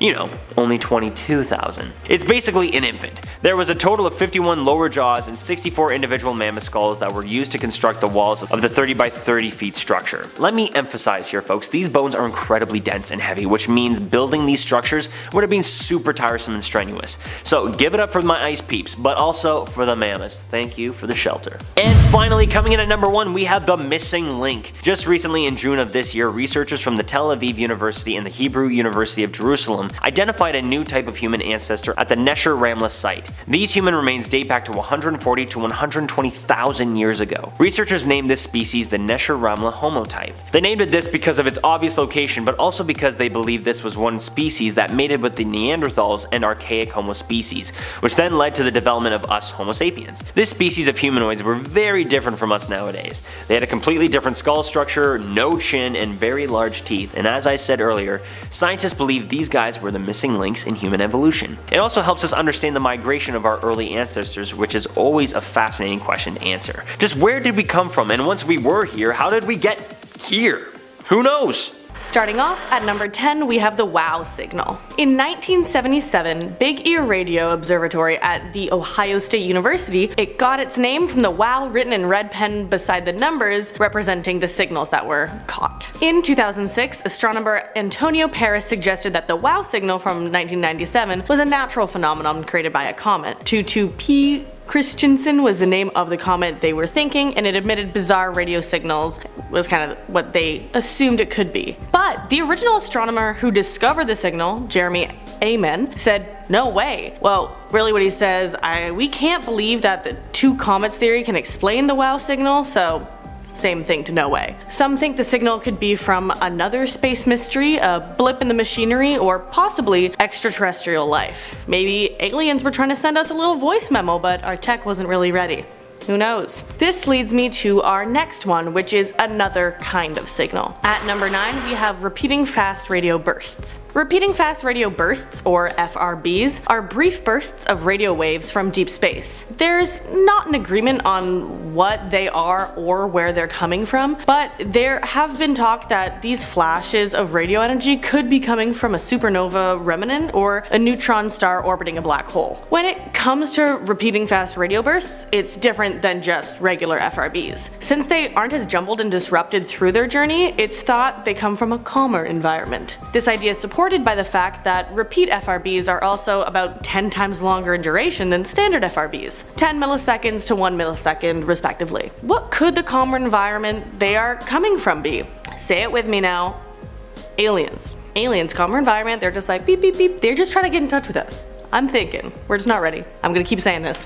That's what I believe. But at number 8, neutrinos, aka ghost particles. Now, I'm not going to even attempt to go over the physics too much because I stopped that the second I stopped studying for my grade 11 physics exam in high school, but I'll dive into neutrinos at their basics. At their basics, neutrinos are tiny particles with almost no mass and nearly no charge, kind of neutral like their name. Since there's not much to them, they're similar to nothing. Nothing as in the concept, nothingness, and because of this they get their moniker ghost particles. They travel at near light speeds and originate from stars and supernovas, which means the sun also gives off neutrinos. But the cool thing is that neutrinos can come from really far and have a lot of energy. Last year, scientists were even able to trace one really energized one to a galaxy about 4 billion light years away from Earth. There's a lot we don't know about neutrinos, which is kind of where the mystery of them lies. I didn't even know they were a thing before last week.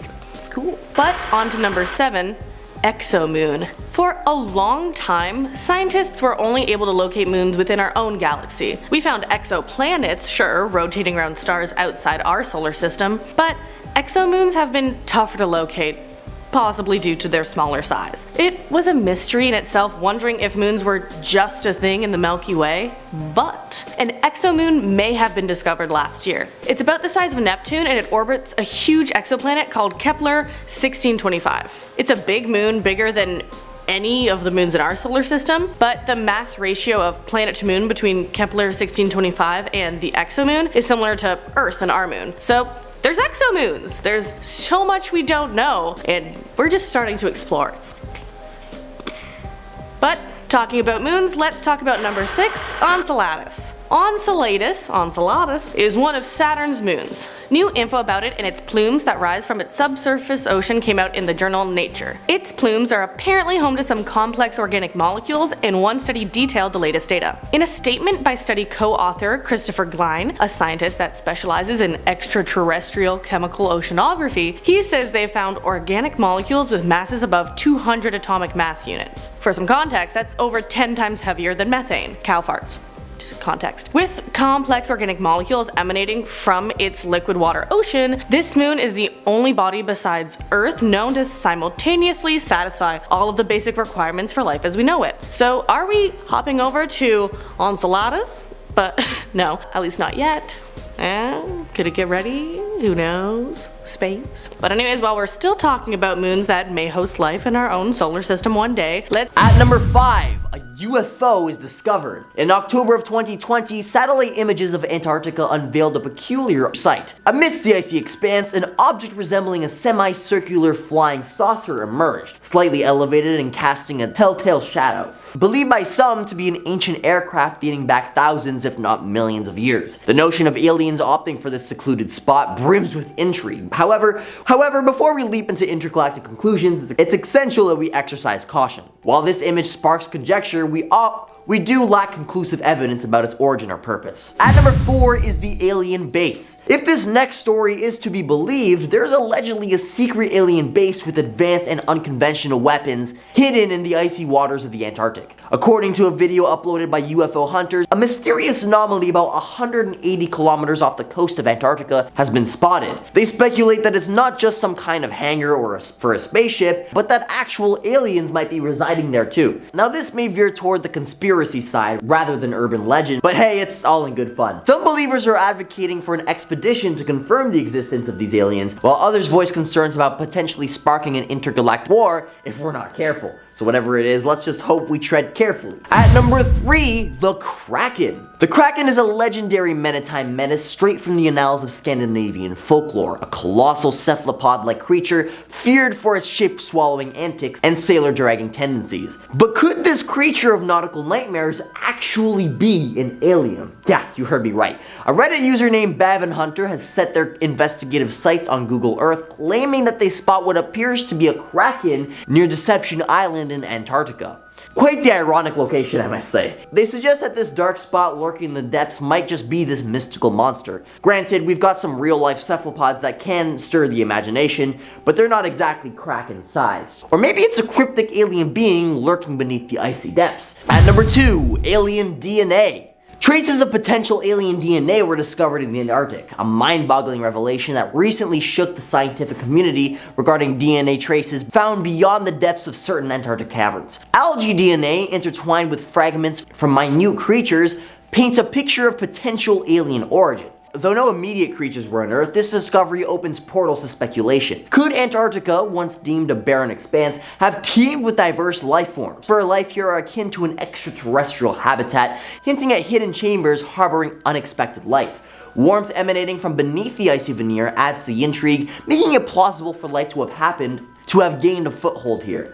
At number 1 is the crashed UFO on Google Maps. In the realm of mysterious Antarctic enigmas, 2019 incident lit the extraterrestrial fuse. Enter Scott C. Waring, a fervent UFO enthusiast who, armed with Google Maps, embarked on a digital Antarctic odyssey. His pixelated gaze locked onto a triangular UFO ensnared within the icy clutches. With a distinctive hump and formidable edges, this alien ridge, should the thought unshackle this craft, could we witness an eerie revival of extraterrestrial occupants? This UFO trapped in icy stasis awaits a tangible inquiry, as its revelation could potentially reshape our cosmic worldview. So as we peel back the layers of ice and venture deeper into Antarctic's hidden past, we're left with a trove of unsolved puzzles. Are these clues pointing to the extraterrestrial visitors, or are they simply the product of natural phenomena that we've yet to fully comprehend? The allure of the unknown keeps us asking questions, keeps us searching for that flicker of insight that might illuminate the truth. And whether you find yourself firmly grounded in skepticism or ready to embrace the possibility of otherworldly contact, one thing is for sure: the Antarctic holds its secrets close. Coming in at number 10. How ambitious were our ancestors when it came to hunting game? Apparently very, according to paleontologists who unearthed over 200 ancient mammoth skeletons beneath an airport construction site in Mexico City. Now we know humanity has been responsible for more than one extinction already, so it's not off the table with the skeletal find. The reason as to why so many bones have been found in the same place remains to be seen, however. But scientists propose two potential explanations. One, they went there of their own accord to graze the grass and have some lunch. Or they were chased into the mud because humans were hungry. Which one do you think is more likely? But going by the way I feel when I'm hungry, I'm definitely going with the latter. But still, who knows? Coming in at number 9, the discovery of Atlantis. Maybe? We all know the legend of Atlantis and have all dreamed about finding a lost city while snorkeling in the ocean or in our pools at home, or maybe that's just me, but scientists think that they may have found the origin of the famous legend. A group of islands in Santorini, Greece that roughly cover 120 miles could be all that's left of what was Atlantis. Plato said that the city was drowned by a massive wave, and researchers believe that it was indeed a tsunami that was triggered by the eruption of volcano Thera almost 3,500 years ago. Thera was the most powerful eruption ever witnessed, and the horror that came after it may have inspired the legend. Based on new evidence found on the seafloor off the coast of Caesarea, scientists now believe that this wave raced over 600 miles across Santorini. Anyone watching from afar would have witnessed the people and the architecture of the Minoan Empire dragged beneath the waves. Still, despite these discoveries, some even think that Atlantis resides in the Bahamas, or even Japan, or maybe in my pool in the backyard.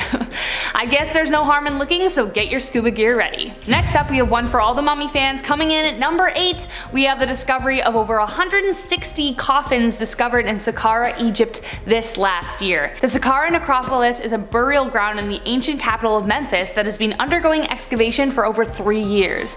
This is the first time these coffins have seen the light of day, or any other humans for that matter, in 2,500 years.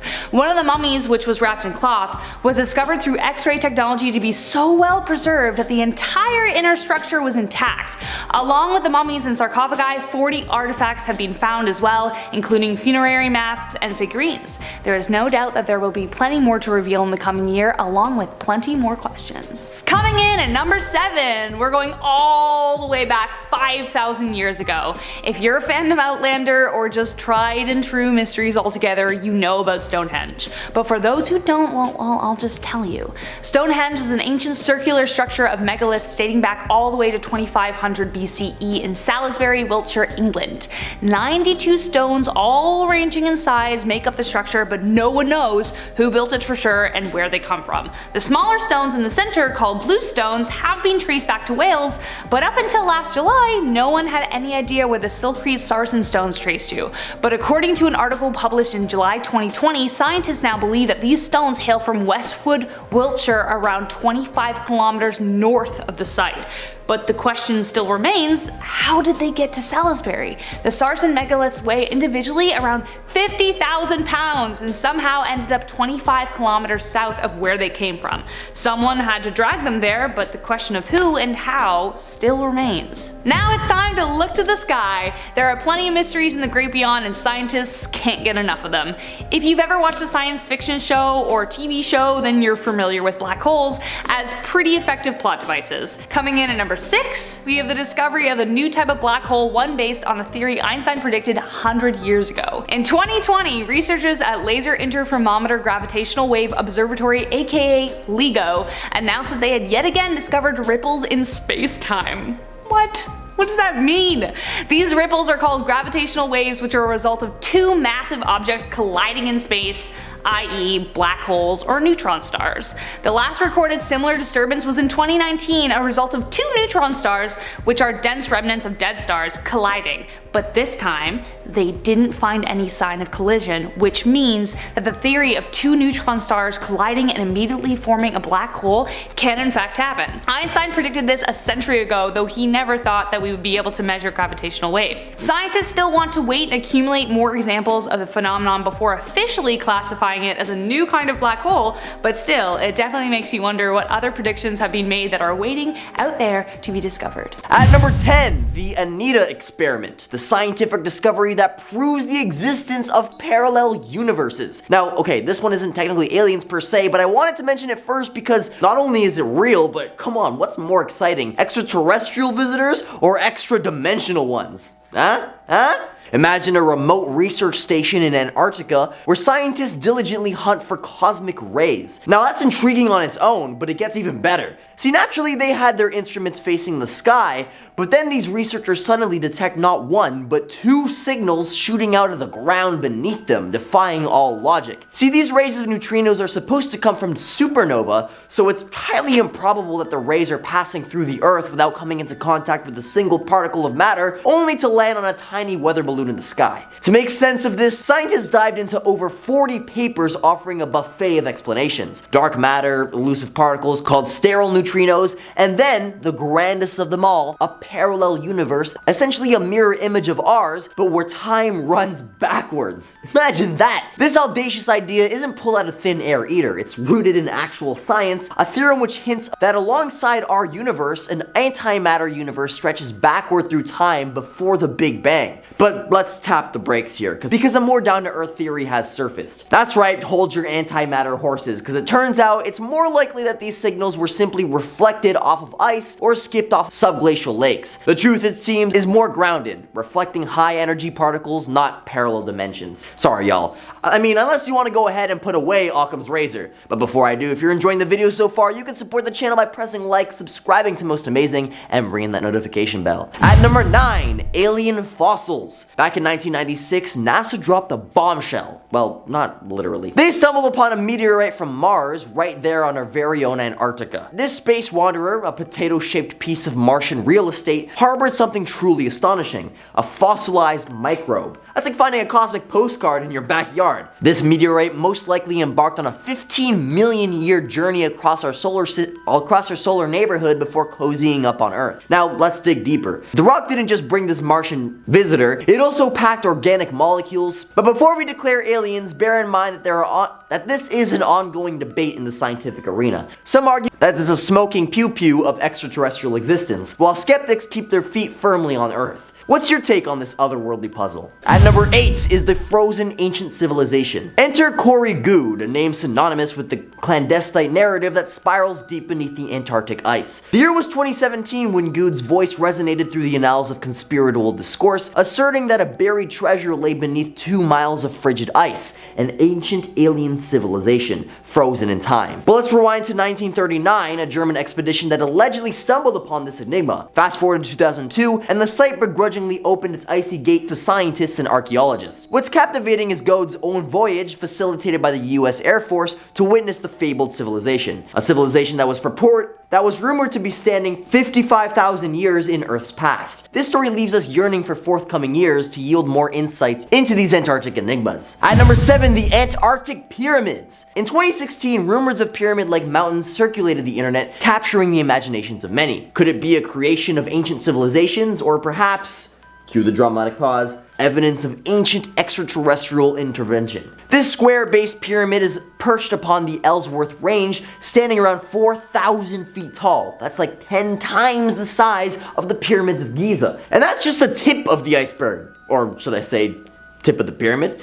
Reports of plant and bacterial life dating back eons also have come to light, suggesting that maybe, just maybe, a prehistoric, or should I say pre-human society once grazed this frigid expanse, crafting not only pyramids but also tending to the vegetation. Bam! Proof of ancient aliens. Or just a neat geological formation. I'll let y'all decide in the comments. At number 6, Admiral Byrd's Crystal City. Esteemed US naval officer Admiral Richard Byrd was one of the first pilots to fly over both poles, organizing organizing Operation High Jump, the largest expedition to ever travel to Antarctica with all kinds of ships, aircraft, and crew in order to scout locations for potential military bases. But during his explorations, Admiral Byrd allegedly came upon something highly unexpected. The following comes not from a public account, but from his own diary discovered by his son after Byrd's passing, in which he recounts an extraordinary discovery. Upon encountering a large cave in the South Pole through which he could easily fly his plane, Byrd steers his plane into the opening and flew underneath the earth. As he flies within the massive cave, he encroaches upon an incredibly temperate and lush environment, not something you'd expect in the South Pole. But that's just the beginning. He tells about how he sees a shimmering rainbow city made out of crystal. Suddenly he loses control of his plane as flying disc-shaped objects lead him to the ground, whereupon he's escorted to a being which he refers to as the Master in his diary, who tells Byrd that it's massively disappointed with nuclear weapons and how they've recently destroyed Hiroshima and Nagasaki, seeming to really be concerned with what's going on the surface, telling Byrd that these aliens hope humanity will ultimately stop this. Let's hit number 5, Europa, also known as Jupiter's moon. And yeah, it's covered in ice, but beneath that icy exterior is a salty liquid ocean, and scientists and researchers think there's a plume there. From what I've said about Enceladus, we know a plume means hope of some sort of life. Gases being released from below the surface indicate that there could be microbes living by or in vents deep on the ocean floor. That is, if there are the necessary ingredients to host that life. But maybe the discovery of these plumes is the first step, and next is to see what's in them. And we'll get there. Space is just really, it takes a long time to travel, get there, but we'll get there. Space. Elon Musk is trying. But enough about that, let's move on to number 4, a pinwheel star system named APEP. Out in space, scientists have discovered a Wolf-Rayet star system that involves 3 stars. 2 massive stars are orbiting one another, and another star is bound to those 2 by gravity, 8,000 light years away from us in the Milky Way galaxy. The result is a pinwheel-like star system with a wind of material and dust cloud and surrounding it. It has the first pinwheel-like star system discovered, so its future outcome is unknown, kind of like how it will end. So if it slows down, it could explode as a normal supernova like the end of any star's life, but if its speed maintains, it will collapse at the poles first, think like flattening, and produce a gamma ray burst, so just kind of cool looking, but if it's aimed at us, it could strip the ozone from our atmosphere. But that shouldn't be for a while because the Wolf-Rayet stage in a star's life lasts a few 100,000 years, so we shouldn't be worried about that. Cool instance either way. But let's go on to number 3, Bose-Einstein condensate. So this is a mysterious state of matter, and well, it's the 5th state of matter. We know gases, liquids, solids, 3 states of matter, and even the really cool 4th state of matter, the plasma state. But you know what's even cooler? Bose-Einstein condensate. In 2018, on the International Space Station, scientists cooled a cloud of rubidium atoms to barely above absolute zero. This produced a Bose-Einstein condensate in space. They did this with lasers to take energy away from the atoms because when the atoms reach that low of a temperature, they clump and start to behave as a single atom, just like. And yes, while this state of matter was predicted on Earth by an Indian physicist named Satyendra Nath Bose, it became a reality in space on the ISS. But 5 states of matter, what's next? Parallel universes?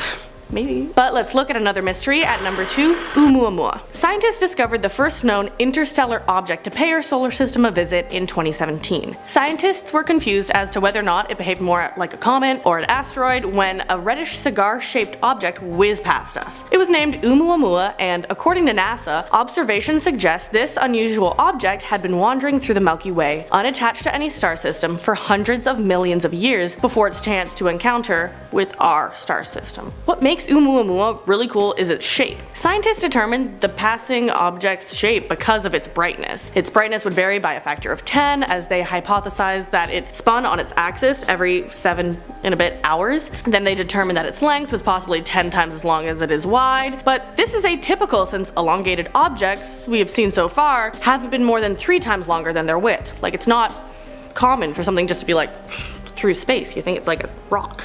So that's gotten people thinking, what if it wasn't a cigar-shaped rock, and what if it was like some other kind of visitor? You know? Do you catch the drift? Like they said the brightness varied, it was a blinking light on a spaceship. I'm just saying it could be. I also didn't continue with sciences, so don't quote me. At number 1, an absolutely massive black hole. A wild discovery from researchers at Australian National University was them locating a quasar, aka a supermassive black hole.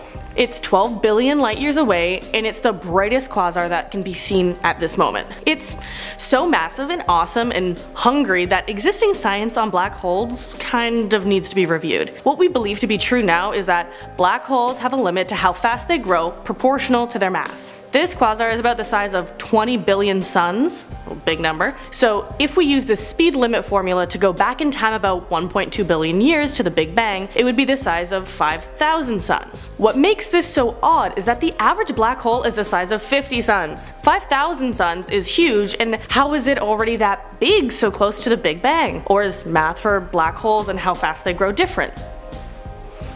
What is the truth? Science, explain.